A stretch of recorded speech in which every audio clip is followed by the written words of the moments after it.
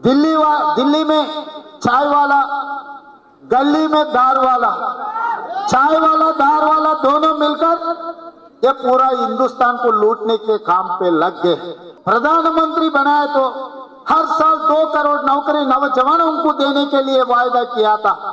मैं आज के तारीख में ये सवाल करना चाह रहा हूं नरेंद्र मोदी जी से, 7 साल हो गया प्रधानमंत्री बनकर, 14 करोड़ नौकरी देना, उसके हिसाब से तेलंगाना को कम से कम 40 लाख नौकरी मिलना।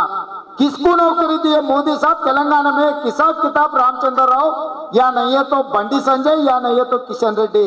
तेलंगाना आवाम को बोलना है उनका पूरा किसको किसको नौकरी दिए, आप पूरा सबको बोलो। हाँ, ये काम किए, एक को नौकरी दिए।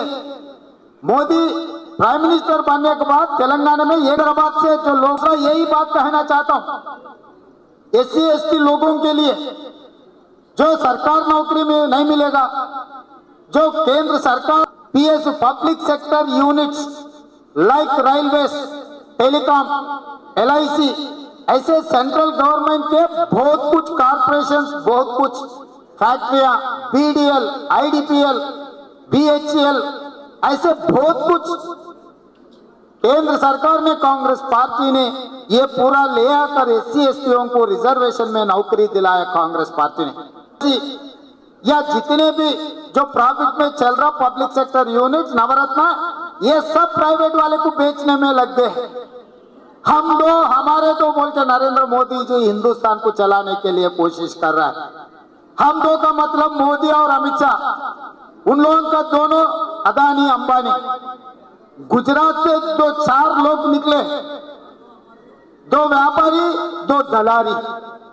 जो मोदी और अमित शाह व्यापारी गुजरात से निकलकर 2 दलारियों को साथ में ले आकर पूरा हिंदुस्तान को बेचने में लग गए। आज अदानी अंबानी दोनों दलारी मिलकर ये हिंदुस्तान को लूटने में लग गए। में पछापरे गुजरात में आज म्युनिसिपल कॉर्पोरेशन इलेक्शन हुआ तो भारतीय जनता पार्टी बहुत कुछ जीत ले बोल के। मैं ये सवाल पत्रकारों से ये पूछना चाह रहा हूँ, 8 म्युनिसिपल कॉर्पोरेशन गुजरात में चुनाव हुए तो भारतीय जनता पार्टी जीता, आपको पता लग गए, आपको मालूम हो गया, आप बड़े बड़े यहाँ पत्रकार लिखे।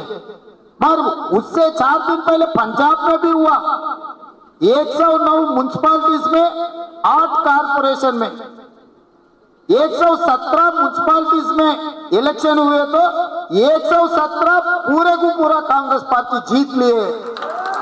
वहां पर भारतीय जनता पार्टी को 4th प्लेस आया।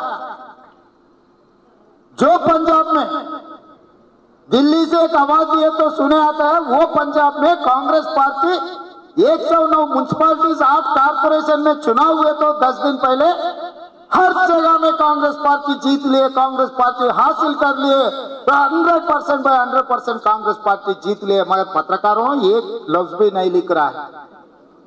ये गोदी मीडिया क्या कर रहा है मुझे तो समझ में नहीं आ रहा है। वहां पर दूसरा जगह में अकाली दल था, तीसरा जगह में आम आदमी था, चौथा जगह में भारतीय जनता पार्टी था। ये भारतीय जनता पार्टी नहीं है, ये भारतीय झूठा पार्टी है। झूठ बोलने में झूठ पे झूठ बोलकर सत्ता हासिल कर लिए, मगर किसी कोई नौजवान को नौकरी नहीं दिए, ना उन्हें हिंदुस्तान भला के लिए कोई काम नहीं किए। मगर यहाँ पर भी एक मेरा अच्छा दोस्त है, इनका नाम असद भाई साहब। मैं एक सवाल पूछना चाह रहा हूं आपको। हमेशा कांग्रेस पार्टी को दर इस्लाम में टोकने के लिए, अरे PV नरसिंह राव जी ने जब प्राइम मिनिस्टर था तब बाबरी मस्जिद को तोड़ने में उन्होंने मदद दी है, इसीलिए हम कांग्रेस पार्टी पे एतराज कर रहा है। होगा आपको तकलीफ, अब एतराज किया होगा, मगर आज के तारीख में अब केसीआर के गोद में बैठा हुआ है ना, वो केसीआर PV नरसिंह राव बेटी को, PV वाणी देवी को आज के तारीख में उनके कैंडिडेट बनवा के इलेक्शन में करवाया। अब आज किसको वोट डालने वाले? मोदी को, रामचंद्र राव पार्टी को वोट डालने वाले, नहीं तो PV नरसिंह राव बेटी केसीआर पार्टी को वोट डालने वाले। आप किसके तरफ है? आप मुसलमान के तरफ है या नहीं तो केसीआर के तरफ से PV जी को, बेटी को आप मदद करना चाह रहे हैं? मैं यही सवाल हमारे साहब से मैं पूछना चाह रहा हूं। अब मोदी के जोड़ी है या नहीं है तो PV के दोस्तों है। अब किसको मदद देने वाले हैं? जो सेक्युलर पार्टी, जो कांग्रेस पार्टी ने गरीब मुसलमानों का गरीबी देखकर, गली गली में मोहल्ला में हर गरीब मुसलमान को देखकर उनको तरक्की करवाने के लिए, उनके बच्चों को पढ़ा लिखाने के लिए, डॉक्टर, इंजीनियर, लॉयर, साइंटिस्ट बनवाने के लिए उनको 4% रिजर्वेशन देकर आज मुसलमान के बच्चे डॉक्टर, इंजीनियर बने बोले तो ये कांग्रेस पार्टी ने आप लोगों के लिए, आपका तरक्की के लिए हमारे कांग्रेस पार्टी ने कोशिश की है। केसीआर साहब ने यह ऐलान किया शादनगर में 2014 में, अगर केसीआर सत्ता में बैठे तो 4 महीने में 12% रिजर्वेशन देने के लिए ऐलान किया था शादनगर में। मैं पूछ रहा हूं 7 साल हो गए, 7 साल में 1% भी ज्यादा नहीं दिया और मुसलमानों को नौकरी भी नहीं दिए। जो उर्दू कॉलेज, जो उर्दू स्कूल चलना है वहां पर टीचर्स का भी भर्ती नहीं किए, वो सेल्फ फाइनेंस में जो गरीब बच्चे उर्दू पढ़ने के लिए रुपए एक एक पैसा जमा कर लेके टीचरों को पैसे देके आज उर्दू पढ़ रहे। मेरा कोसगी में, मेरा कोडंगल कॉन्स्टिट्यूंसी में जो इंटरमीडिएट का मुसलमान बच्चे जो इंटरमीडिएट पढ़ रहा है उन लोगों को टीचर्स नहीं है, तो 4 टीचरों को 10 साल मैं तनख्वाह देकर हर महीना 40,000 देकर मुसलमान बच्चों को उर्दू पढ़ाने के लिए मेरा जेब से, मेरा नौकरी से पैसे निकाल के बच्चों को पढ़ाए। तेलंगाना आने के बाद ये 7 साल में उर्दू सेकंड लैंग्वेज बोलते, उर्दू रिसर्च के लिए कोई सेंटर बनाते बोलते, सब कुछ बोले, मगर एक कदम भी आगे बढ़ा क्या बोल के मैं आज पूछना चाह रहा हूं। तरक्की किसका हुआ केसीआर आने के बाद? होगा मेरे दोस्त साहब का कुछ तरक्की होगा, दोबारा और एक मेडिकल कॉलेज आया होगा, नहीं है तो इंजीनियरिंग कॉलेज आया होगा, या नहीं है तो उनको कुछ फायदा होगा, मगर सही गरीब बच्चों को, मुसलमानों को कुछ फायदा हुआ क्या? फिर क्यों आप परसों जीएचएमसी म्युनिसिपालिटी में मेयर और डिप्टी मेयर केसीआर का साथ को आप सपोर्ट दिए बोल के मैं शायद से मैं पूछना चाह रहा हूं। मुसलमान इनके हकीकत नहीं समझ रहे बोल के हमारा असद भाई समझ रहा। सबको मालूम पड़ा, जितना दिन चुप चुप के आप कुछ कर सकते, मोदी को या केसीआर को आप हर चुनाव में कौन सी तरीका से आपको उसको मदद दे रहे हैं, एक बार सोचो भाई। बीजेपी वाले हमेशा बोलते हम रहा तो एमआईएम को रोक सकते, एमआईएम के खिलाफ हम लड़ सकते। मैं यही बंडी संजय से सवाल पूछना चाह रहा हूं, अगर परसों इलेक्शन में भाग्यलक्ष्मी मंदिर को गए और एमआईएम को सवाल किए उसको कम करने में, मगर एक सीट भी एमआईएम का कम नहीं हुआ ना, उनका बराबर, उनका हिस्सा उनको मिल गए, आपका बढ़ गया। इसका मतलब क्या? 2 जातियों के बीच में दुश्मन लगा के आप राजनीति में फायदा के लिए काम कर रहे हैं, मगर जो मुसलमान या वो हिंदुओं के लिए आप लोग काम नहीं कर रहा है। तो ये सब हकीकत हमारे मुसलमान भाइयों समझना। इस बार ये चुनाव में 50,000 वोट है मुसलमानों के हाथ में, या केसीआर या असद साहब भटकाने के लिए आए तो आप सोचना है, आपका वोट बहुत कीमती है।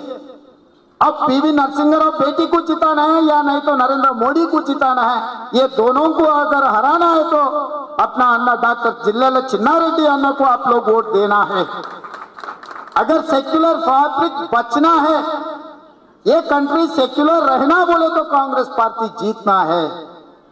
ये चिन्हने के लिए कोई फायदा नहीं है, ये हिंदुस्तान के लिए फायदा होगा, ये तेलंगाना के लिए फायदा होगा, पढ़े लिखे जो बच्चों के लिए फायदा होगा, जो बेरोजगारी है उनके तरफ से आवाज उठाने के लिए एक आवाज चाहिए एमएलसी शासन मंडली में।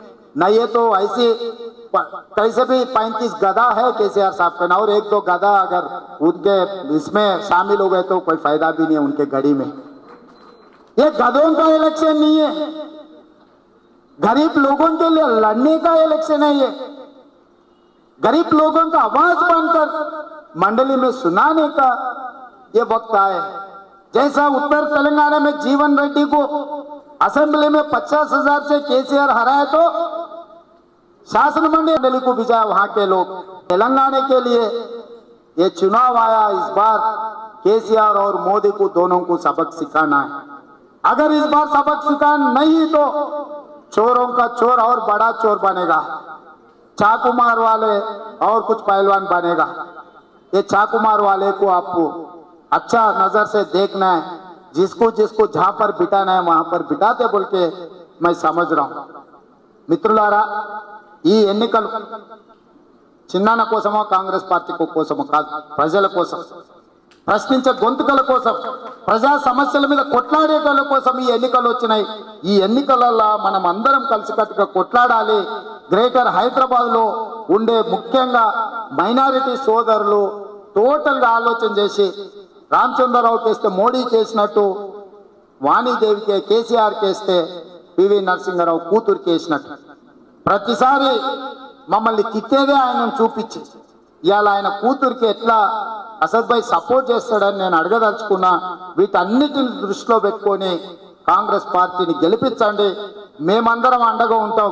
మీ అభిమాన నాయకుడు ఫిరోజ్ ఖాన్ ఉన్నాడు, ఆయనకు మేము తోడుగా ఉంటాం. ఏ కష్టం వచ్చినా ఏ నష్టం వచ్చినా अगर उनको कभी भी उनको ने आपके मोहल्ले में आपके गली में किसी का कोई हमारे माइनॉरिटी भाइयों को कुछ तकलीफ आए तो फिरोज खान 10 मिनट में आएगा, हम लोग 1 घंटा में आएगा, आपको जहां बोले तो वहां।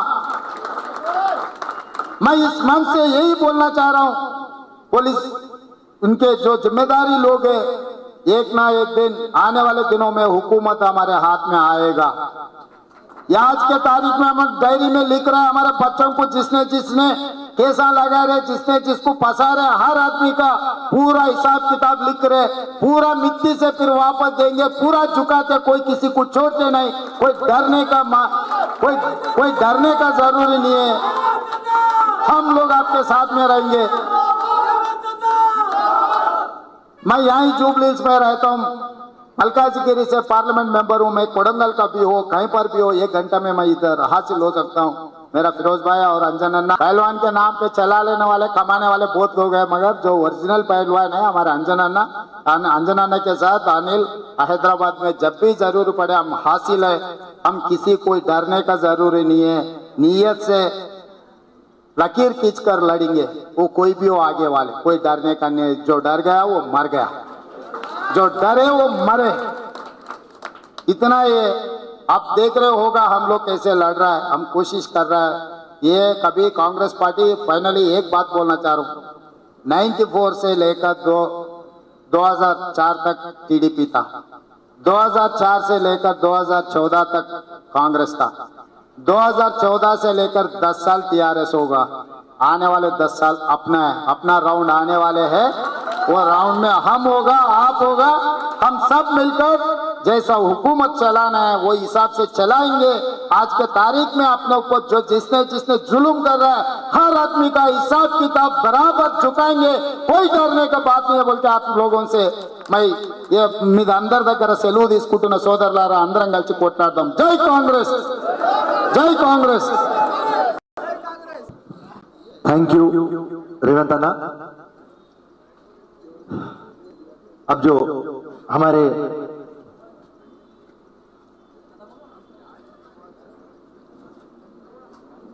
अनिल कुमार यादव साहब, एडवोकेट प्रेमचंद प्रकाश साहब, सत्यानारायण साहब, गोवर्धन रेड्डी साहब,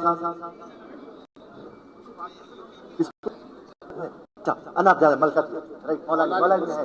yes yes down. Thank you thank you thank you thank you.